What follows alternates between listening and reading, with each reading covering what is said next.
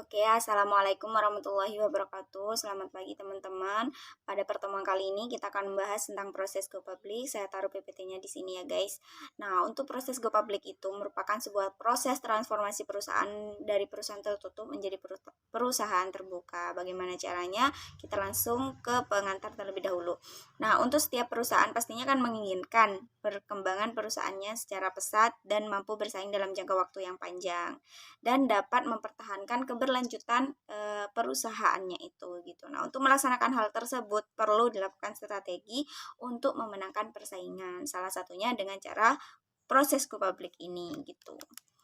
Nah, dalam memenangkan persaingan itu pastinya kita kan akan menghadapi beberapa tantangan kan. Salah satunya yaitu kebutuhan pendanaan dan tambahan modal saham gitu. Nah, oleh karena itu pasar modal memberikan solusi bagi perusahaan untuk mendapatkan dana melalui penawaran sebagian saham perusahaan kepada publik yang umumnya biasa kita kenal dengan inisial public offering gitu atau go public. Hal ini akan dapat memberikan peluang bagi perusahaan untuk bertransformasi tadi dari perusahaan tertutup menjadi perusahaan terbuka, sehingga perusahaan dapat mencantumkan sahamnya di Bursa Efek Indonesia dan dapat memperjualbelikan sahamnya di pasar modal kepada investor-investor gitu. Sehingga dari situ perusahaan akan mendapatkan suntikan modal dari para investor gitu guys. Nah, untuk terlaksananya proses go public hingga bisa mencantumkan di Bursa Efek itu ada dua tahapan. Yang pertama, persiapan awal go public, yang kedua proses dari go public itu sendiri. Nah, untuk persiapan awal apa aja yang perlu dipersiapkan di awal sebelum kita memproses go public ini? Yang pertama, pembentukan tim IPO internal. Pembentukan tim IPO ini perlu dilakukan untuk dapat melancarkan proses go public. Nah, sebaiknya terdiri dari orang-orang yang yang menguasai aspek keuangan dan aspek legal. Nah, tim ini biasanya dibentuk untuk bekerja sama secara profesional dan dalam mempersiapkan dokumen-dokumen yang akan diserahkan waktu proses go public gitu guys. Nah, untuk yang kedua, pertimbangan awal. Setelah kita menentukan siapa aja yang akan menjadi tim IPO tadi, kita harus mempertimbangkan beberapa hal. Nah, apa aja itu? Yang pertama, berapa kisaran dana yang dibutuhkan dalam proses go public ini gitu. Jadi, kita harus mempertimbangkan hal tersebut. Yang kedua, berapa persentase kepemilikan publik maksimal yang diinginkan oleh para pemegang saham gitu. Itu perlu didiskusikan atau dipertimbangkan di awal gitu. Yang ketiga, apakah terdapat ketentuan perjanjian dalam peraturan atau perjanjian atau hal-hal lainnya yang perlu ditindaklanjuti atau dilakukan amandemen sebelum IPO ini terjadi gitu guys. Terus yang keempat, apakah terdapat permasalahan yang dapat mengganggu kelangsungan usaha perusahaan dan diperkirakan dapat mengganggu proses IPO. Nah, ini perlu dipertimbangkan juga di awal. Lalu kemudian apakah perusahaan perlu melakukan perubahan atas susunan komisaris perusahaan? Jika dirasa perlu, maka ya harus dirubah susunan komisaris perusahaan. Jika tidak merasa tidak perlu diganti susunannya, ya sudah berarti tidak perlu diganti. Nah, hal-hal tersebut perlu dipertimbangkan di awal agar proses pengajuan go public dapat berjalan dengan lancar gitu guys. Nah, setelah mempertimbangkan beberapa hal tersebut, lalu penunjukan karyawan profesional eksternal gitu. Nah, untuk dapat membantu kelancaran IPO perusahaan, perlu menunjuk dan menyeleksi beberapa karyawan dan membagi atas beberapa pihak sebagai berikut gitu. Maksudnya menyeleksi karyawan-karyawan yang emang kompeten di bidangnya gitu. Nah, apa aja? Yang pertama, penjamin emisi efek yang bertugas untuk membantu menawarkan saham kepada investor. Yang pertama, karyawan yang emang ahli di bidang penjamin emisi efeknya ini. Maksudnya dalam marketingnya gitu. Soalnya nanti akan menawarkan saham kepada investor gitu. Lalu yang kedua, akuntan publik. Akuntan publik yang bertugas sebagai audit atas laporan keuangan perusahaan gitu. Nah, yang ketiga, konsultan hukum. Nah, konsultan hukum ini yang bertugas untuk memeriksa dari segi hukum dan dapat memberikan pendapat terkait hukum ketika suatu saat terjadi yang suatu saat terjadi masalah-masalah yang tidak diinginkan oleh perusahaan gitu, sehingga konsultan hukum ini bisa melindungi perusahaan gitu. Nah, yang keempat, notaris yang bertugas untuk melakukan perubahan anggaran dasar, membuat akte dan perjanjian gitu. Yang kelima, penilai. Penilai ini tugasnya untuk menilai kepemilikan independen seperti kepemilikan aset tetap berupa tanah atau bangunan gitu. Jadi penilai ini tugasnya itu untuk menilai kepemilikan amandemen perusahaan gitu. Lalu yang selanjutnya yang keenam, Biro Administrasi Efek yang bertugas untuk melakukan administrasi kepemilikan saham perusahaan gitu guys. Nah, setelah menunjuk beberapa karyawan yang ahli di bidang ketujuh bidang ini, lalu kemudian penyusunan RUPS dan perubahan anggaran dasar. Nah, dalam tahap ini perusahaan perlu mengadakan RUPS untuk memperoleh persetujuan go public dari seluruh pemegang saham dan penetapan beberapa jumlah saham yang akan ditawarkan kepada publik. Nah, perusahaan perlu melakukan perubahan anggaran dasar dari perusahaan tertutup menjadi perusahaan terbuka, karena nantinya anggaran-anggaran ini akan disebarluaskan di publik gitu guys. Nah, untuk selanjutnya mempersiapkan dokumen-dokumen. Apa aja dokumen-dokumen yang akan diserahkan dalam proses go public ini? Pastinya kan untuk mendaftarkan perusahaan menjadi perusahaan terbuka dan mencatatkan sahamnya di Bursa Efek Indonesia, perusahaan perlu terlebih dahulu melakukan penyampaian pendaftaran kepada Otoritas Jasa Keuangan dan permohonan kepada Bursa Efek Indonesia dengan mempersiapkan dokumen, yaitu yang pertama profil perusahaan, yang kedua pendapatan dan laporan pemeriksaan dari segi hukum dan konsultan hukum, yang ketiga laporan keuangan yang diaudit oleh akuntan publik tadi, yang keempat laporan penilai, yang kelima anggaran dasar perusahaan, yang keenam prospektus yang berisikan informasi mengenai profil perusahaan, pendapatan, laporan pemeriksaan hukum, laporan keuangan, laporan penilai, dan anggaran dasar perusahaan. Dan yang terakhir, proyeksi keuangan. Nah, dokumen-dokumen ini perlu dipersiapkan di awal sebelum mendaftar kepada OJK maupun Bursa Efek Indonesia gitu guys, agar prosesnya nanti akan berjalan dengan lancar gitu. Nah, setelah persiapan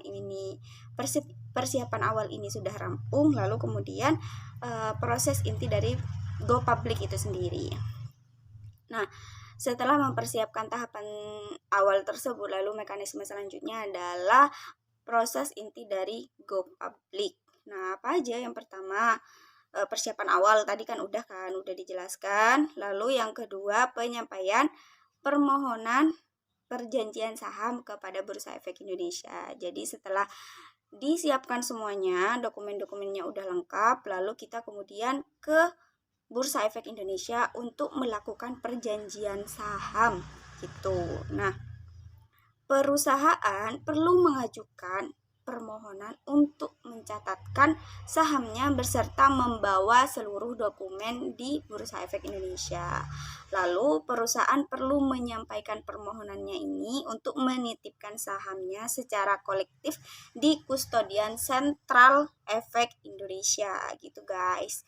Nah, setelah kita mengajukan perizinan saham ini, lalu kemudian Bursa Efek Indonesia itu akan melakukan penelaahan atas permohonan yang telah kita ajukan tadi gitu.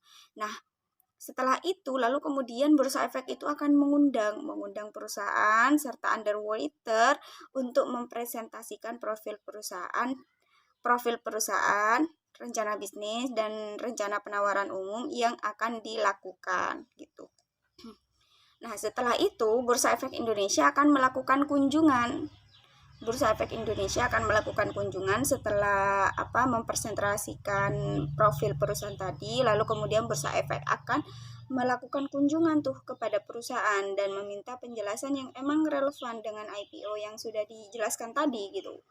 Apabila perusahaan telah memenuhi persyaratan yang telah ditentukan oleh Bursa Efek Indonesia dalam jangka waktu 10 hari, lalu kemudian Bursa Efek Indonesia itu akan memberikan persetujuan prinsip berupa perjanjian pendahuluan gitu, akan memberikan persetujuan prinsip berupa perjanjian pendahuluan pencatatan saham kepada perusahaan gitu. Nah, kita setelah melalui beberapa proses tersebut, kita akan mendapatkan persetujuan nih dari Bursa Efek Indonesia.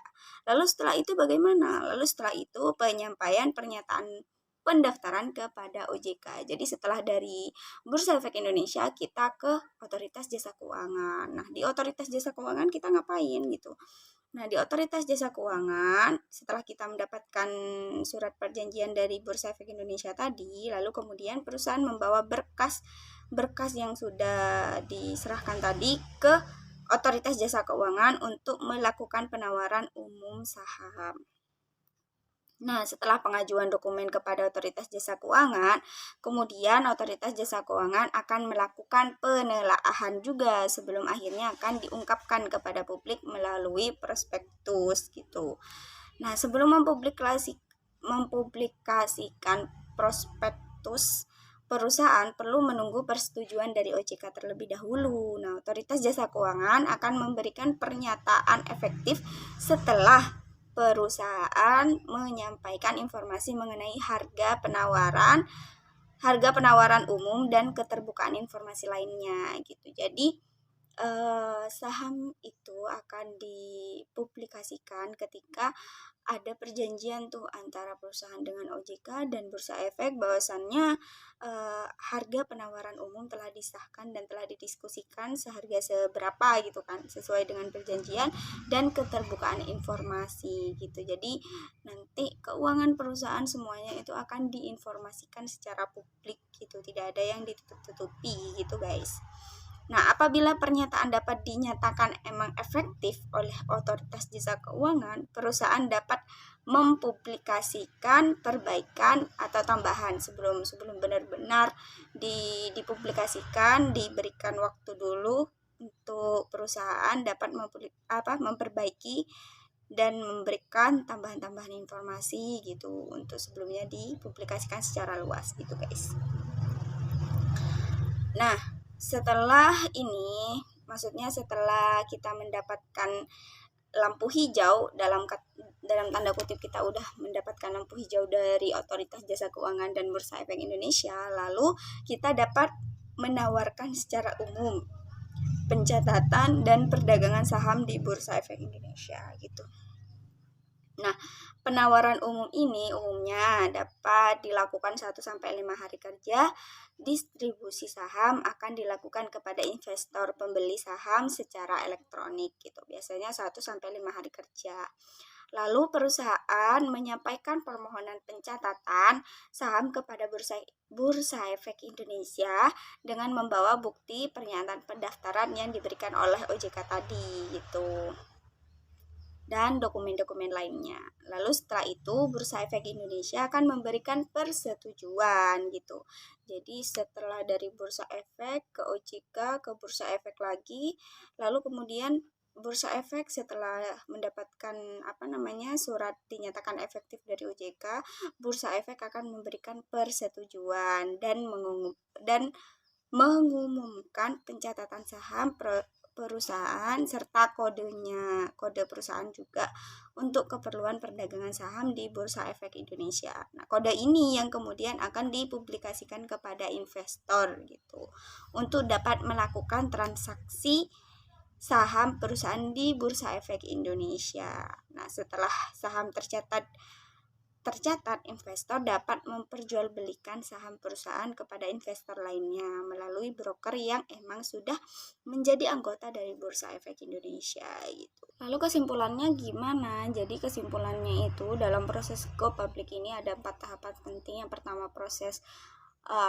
persiapan awal, yang kedua kita pengajuan ke Bursa Efek Indonesia, lalu kemudian kita meminta persetujuan kepada Otoritas Jasa Keuangan sehingga kita mendapatkan surat efektif oleh Otoritas Jasa Keuangan, lalu kemudian kita serahkan kepada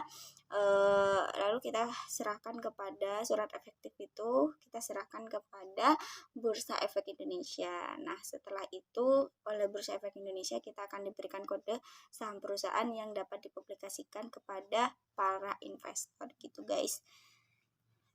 Lalu kemudian di sini ada kelebihan dan kekurangan.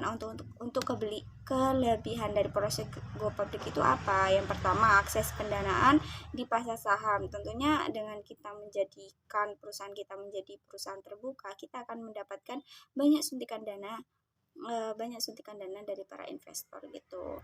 Nah, yang kedua, tambahan kepercayaan untuk akses pinjam. Nah, pihak perbankan biasanya lebih percaya dengan pemberian pinjaman yang relatif lebih mudah dibandingkan perusahaan yang belum terdaftar di Bursa Efek Indonesia. Selain itu, bunga kredit yang akan diberikan oleh bank juga akan lebih rendah dibandingkan perusahaan-perusahaan yang memang belum terdaftar di Bursa Efek Indonesia gitu. Lalu yang ketiga, menumbuhkan profesionalisme gitu, karena kita sudah menjadi perusahaan terbuka, kita harus profesional dalam dalam kinerja perusahaan maupun dalam pembukuan laporan keuangannya, karena laporan keuangan nanti itu akan dipublikasikan gitu. Lalu yang keempat, meningkatkan image perusahaan. Jadi kalau kita udah menjadi perusahaan terbuka tuh, image kita akan naik gitu. Akan dapat dikenal oleh masyarakat secara luas gitu. Yang kelima, likuiditas dan kemungkinan divestasi bagi pemegang saham pendiri yang menguntungkan gitu guys. Lalu yang keenam, menumbuhkan loyalitas karyawan perusahaan. Yang ke-7, meningkatkan nilai perusahaan. Nah, setiap peningkatan kinerja operasional dan kinerja keuangan umumnya akan mempunyai dampak terhadap harga saham yang akan diterbitkan atau diterbitkan gitu oleh perusahaan secara keseluruhan gitu guys.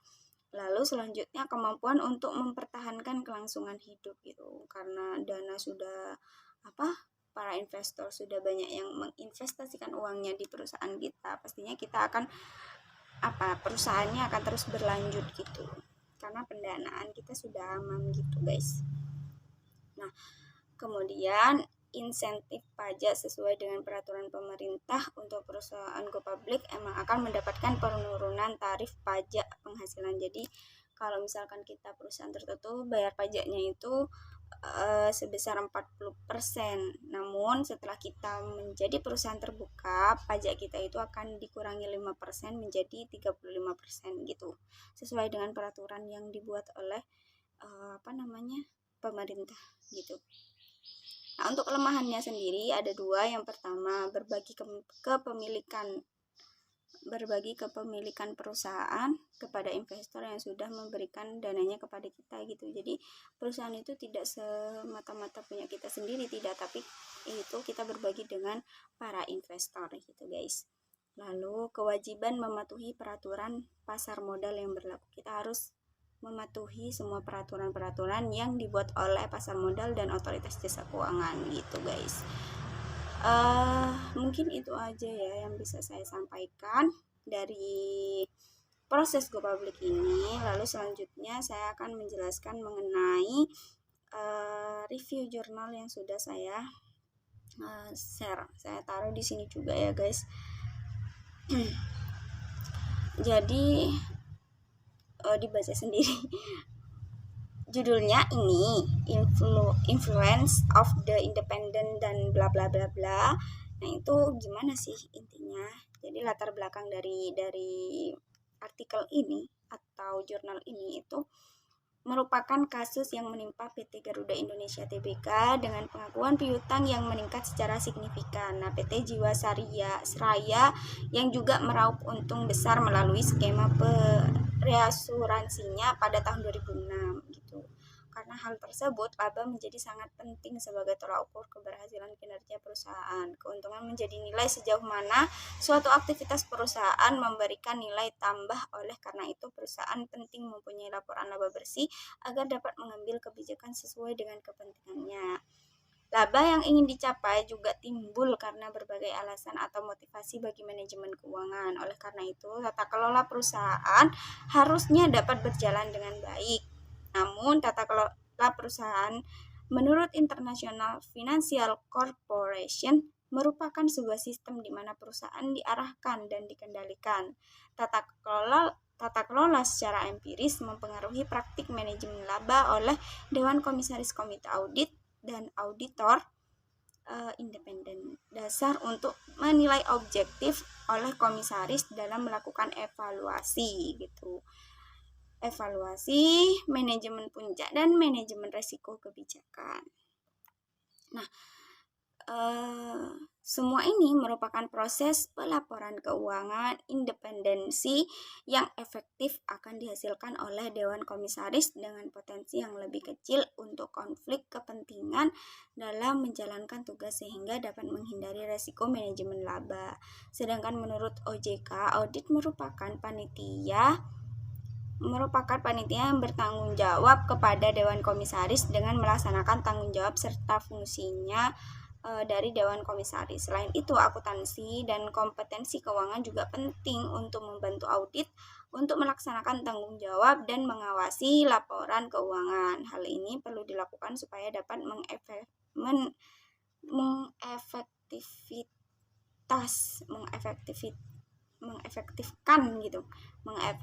mengefektifkan serta pengawasan kinerja dari Dewan Komisaris. Nah, auditor eksternal juga merupakan salah satu pendukung laporan keuangan yang mempunyai peran untuk merencanakan dan melaksanakan audit untuk memberikan keyakinan terhadap laporan keuangan gitu.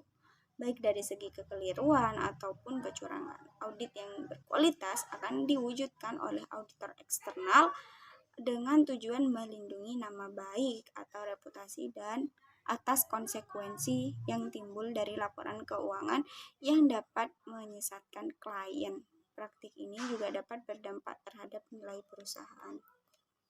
Jadi kalau kaitannya dengan materi kali ini itu bahwasannya laporan keuangan itu harus dilaksanakan dengan sebaik mungkin oleh beberapa orang yang emang ahli di bidang itu untuk agar image kita atau reputasi perusahaan kita itu tetap terjaga sehingga para investor itu tetap memberikan investasinya ke perusahaan kita gitu. Nah, untuk metode penelitiannya sendiri itu dalam penelitian itu menggunakan metode penelitian kuantitatif dengan pengolahan data dan pengujian hipotesis serta penarikan kesimpulan. Data yang digunakan juga data time series dan termasuk penelitian konfirmatif yang bertujuan untuk menguji hipotesis dan membuktikan penelitian berdasarkan teori. Populasinya sendiri yaitu sebanyak 28 perusahaan BUMN dengan teknik pengambilan sampel purposive sampling. Berdasarkan teknik tersebut didapatkan sampel yang diperoleh sebanyak 54 data sampel dan pengumpulan data yang dilakukan merupakan data sekunder dan pengolahan data menggunakan aplikasi software SPSS. Itu untuk metodenya. Lalu pengolahan dan hasil dari penelitian ini itu ada 4. Yang pertama, independensi tidak berpengaruh terhadap manajemen laba. Mungkin hal ini dikarenakan tugas dari Dewan Komisaris adalah melakukan pengawasan dan penilaian secara objektif bagi secara umum atau secara khusus terhadap operasional perusahaan. Untuk yang kedua, kompetensi audit panitia tidak berpengaruh terhadap pendapatan pengelolaan kompetensi di bidang akuntansi ataupun pengalaman keuangan akan membantu dalam membawa dan menjalankan tanggung jawab serta tugasnya dalam mengawasi serangkaian proses pelaporan keuangan yang nantinya akan disampaikan oleh manajemen secara publik itu. Lalu yang ketiga, manajemen laba berpengaruh terhadap kualitas audit. Mungkin hal ini mendorong hal tersebut terjadi karena auditor eksternal akan berusaha memberikan audit yang berkualitas tinggi untuk melindungi dan menjaga reputasi baik dari resiko yang mungkin timbul dari laporan klien yang dapat menyesatkan gitu. Yang keempat, manajemen laba tidak berpengaruh terhadap nilai perusahaan. Manajemen laba muncul disebabkan oleh beberapa motivasi, salah satunya adalah untuk mendapatkan keuntungan ataupun meningkatkan harga saham. untuk kelebihan dan kekurangan dari penelitian ini, yang pertama, kelebihan dapat mengetahui secara mendalam mengenai baiknya perusahaan mengambil langkah atau keputusan seperti apa untuk meningkatkan laba. Sedangkan kekurangannya, variabel good corporate government yang digunakan hanya sedikit. Waktu yang dilakukan relatif singkat dan hanya meneliti perusahaan BUMN yang terdaftar di saham Indonesia saja gitu. Itu kekurangan dari penelitian ini. Mungkin itu aja yang bisa saya sampaikan. Kurang lebihnya saya mohon maaf apabila ada salah-salah kata atau ada beberapa hal yang mungkin ada yang menyakiti hati kalian. Saya mohon maaf ya guys. Mungkin itu aja yang bisa saya sampaikan. Wabillahi taufiq wal hidayah. Wassalamualaikum warahmatullahi wabarakatuh.